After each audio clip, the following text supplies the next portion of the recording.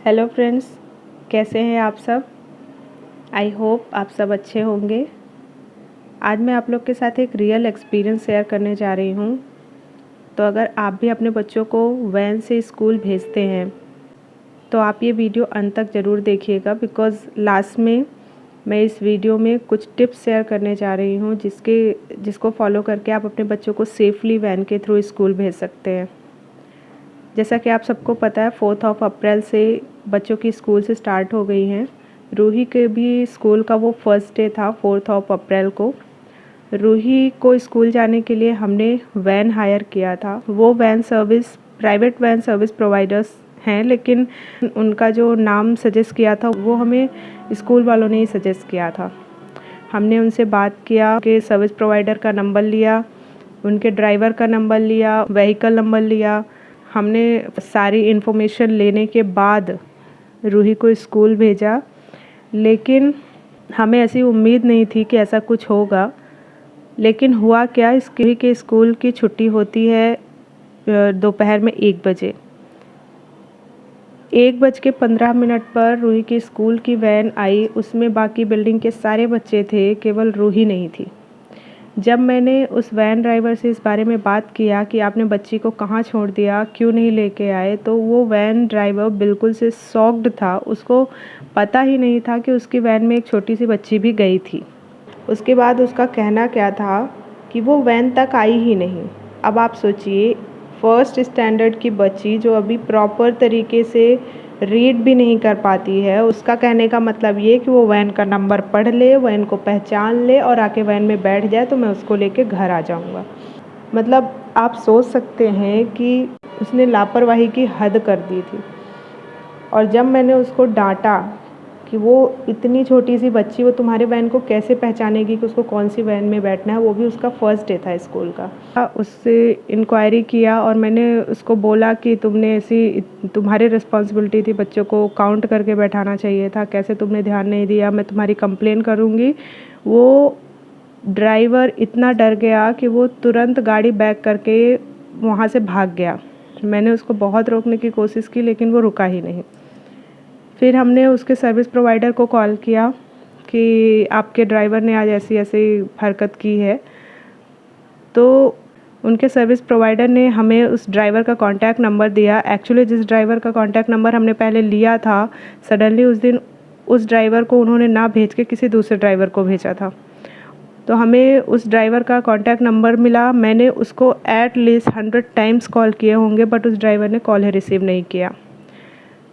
अभी दोपहर के 2 बज चुके थे। मैं बहुत परेशान थी। अप्रॉक्सीमेटली 2 o'clock रूही के स्कूल से कॉल आया कि आयशा सिंह को यहाँ पे अभी तक कोई लेने क्यों नहीं आया।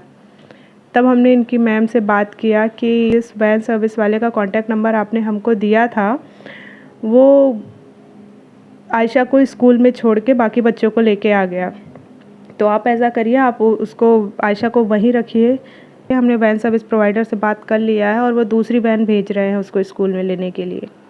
प्रॉब्लम ये थी कि मुझे प्रॉपर तरीके से ट्रैफिक में बाइक नहीं चलानी आती है। मैं बच्चे को लेने जा नहीं सकती थी क्योंकि ये बहुत बड़ा रिस्क हो सकता था। मेरे हस्बैंड थे नहीं, वो ऑफिस में थे। मैंने कुछ नेबर्स की हेल्प ली और हम तैयार हुए कि अब हमें स्कूल जाना होगा। लेकिन सडनली हमारे वैन सर्विस प्रोवाइडर का कॉल आया कि आप परेशान मत होइए, हमने दूसरी वैन अरेंज किया है और वो आपकी बच्ची को स्कूल लेने जा रहा है। इसकी मैम को मैंने वापस से कॉल किया कि मैम वैन ड्राइवर आ रहा है, आप प्लीज़ वहीं रुकिए बच्चे को लेके, और जब तक वो वैन ड्राइवर ना आ जाए आप प्लीज़ मत जाइएगा बच्चे को छोड़ के। स्कूल का स्टाफ अच्छा था, वो बच्चे के पास ही रुके रहे तब तक जब तक कि दूसरा वैन ड्राइवर नहीं आ गया।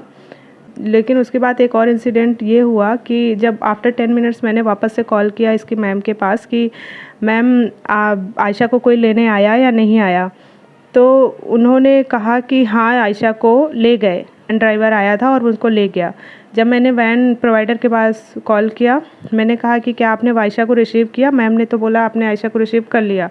अब वैन ड्राइवर का कहना क्या है कि हम 2 बार स्कूल जा चुके हैं पर हमें बच्ची आपकी मिली नहीं वहाँ। इतना बड़ा झूठ उन लोगों ने बोला कि हम वहाँ गए और हमें बच्ची मिली ही नहीं। अब हमारे पास कोई ऑप्शन नहीं था, मैंने बाइक निकाला और मैं और मेरी एक नेबर दोनों स्कूल के लिए निकल पड़े। लेकिन तभी रास्ते में ही वैन आती हुई दिखी जिसमें मेरी बच्ची बैठी हुई थी। हमने रास्ते में ही वैन को रुकवाया और बच्ची को रिसीव किया और बाकी तो हमने सारी बातें हो गई। हमने उनकी कंप्लेन किया प्रिंसिपल से, वो सारा फॉर्मेलिटीज़ हमने किया और बाद में हमने वैन सर्विस प्रोवाइडर से प्रॉपर तरीके से बात भी किया। तो फाइनली मेरी बच्ची घर पहुंच गई, बट 1 o'clock स्कूल की छुट्टी हुई और बच्ची घर आई 2:30। आप सोच सकते हैं इन 1.5 घंटों में मेरी क्या हालत हुई होगी।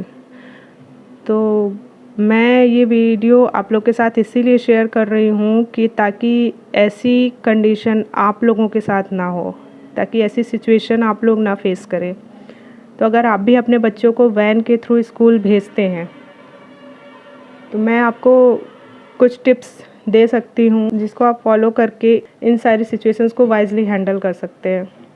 तो सबसे फर्स्ट टिप नंबर ये है कि हमने उस दिन के इंसिडेंट के बाद हमने उस वैन सर्विस प्रोवाइडर से प्रॉपरली बात किया कि आप एक ही ड्राइवर को बच्चों को रिसीव करने भेजोगे, आप डेली ड्राइवर चेंज नहीं करोगे।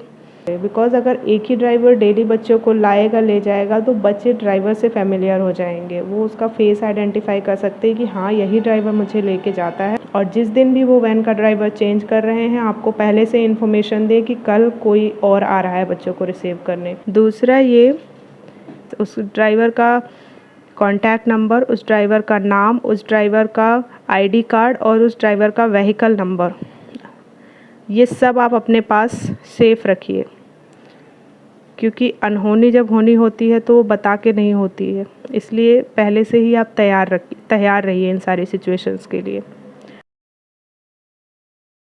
कि आप स्कूल अथॉरिटी से पर्सनली बात करिए कि आपका बच्चा इस वैन से आता है, उनको सारी इन्फॉर्मेशन प्रोवाइड कराइए कि आपका बच्चा इस वैन से आता है, इसका व्हीकल नंबर है, ये इसका ड्राइवर है और इसका कॉन्टैक्ट नंबर है, और आपका बच्चा केवल उसी वैन ड्राइवर के हाथों में दे। क्योंकि एक स्कूल से बहुत सारी वैन्स चलती है और ऐसे में कोई भी वैन ड्राइवर बच्चे को उठा के ये कह के लेके जा रहा है कि मैं इसका ड्राइवर हूँ, तो वो सही नहीं होगा। तो इसलिए बच्चे की सेफ्टी के लिए बहुत ज़रूरी है कि स्कूल के अथॉरिटी को भी प्रॉपर इन्फॉर्मेशन होनी चाहिए कि आपका बच्चा किस वैन से जा रहा है और उसका ड्राइवर कौन है। आप अपने वैन के ड्राइवर को स्पेशली उसको बोलिए वो अपने मोबाइल में आपका नंबर बच्चे के नाम से सेव करके रखे और उसको स्पेशल इंस्ट्रक्शन दीजिए कि जब भी आप फ़ोन करो वो कॉल रिसीव करे। एंड मेरी लास्ट टिप ये है कि आप किसी भी वर्स्ट सिचुएशन के लिए अपने बच्चे को हमेशा तैयार रखिए। अपने बच्चों को कुछ इन्फॉर्मेशन बिल्कुल से रट्टा मरवा दीजिए। उसमें से फर्स्ट है कि आपका बच्चा कहाँ रहता है, उसका एड्रेस उसको पता होना चाहिए, किस कॉलोनी में रहता है, किस बिल्डिंग में रहता है, उसका फ्लैट नंबर क्या है। दूसरा ये कि मदर या फादर में से जो भी ईज़िली अवेलेबल है उसका कॉन्टैक्ट नंबर आप बच्चे को अच्छी तरह से रटवा दीजिए। स्पेसिफिकली अगर आपके पास गर्ल चाइल्ड है तो ये आपके लिए बहुत इम्पॉर्टेंट हो जाता है, बिकॉज़ आप वैन ड्राइवर की कितनी भी इंफॉर्मेशन रख लीजिए, हम पूरी तरह से आँख बंद करके किसी पे भी भरोसा नहीं कर सकते हैं। तो ये कुछ इन्फॉर्मेशन आप अपने बच्चों को ज़रूर याद करवाइए ताकि किसी भी वर्स्ट सिचुएशन के लिए वो हमेशा तैयार रहें। एंड एट लास्ट मैं यही बोलूँगी कि अगर आपका बच्चा आप घर से बाहर निकलता है आपके बिना, तो आप हर सिचुएशंस को ध्यान दें, किसी भी चीज़ को हल्के में ना लें। Thank you so much.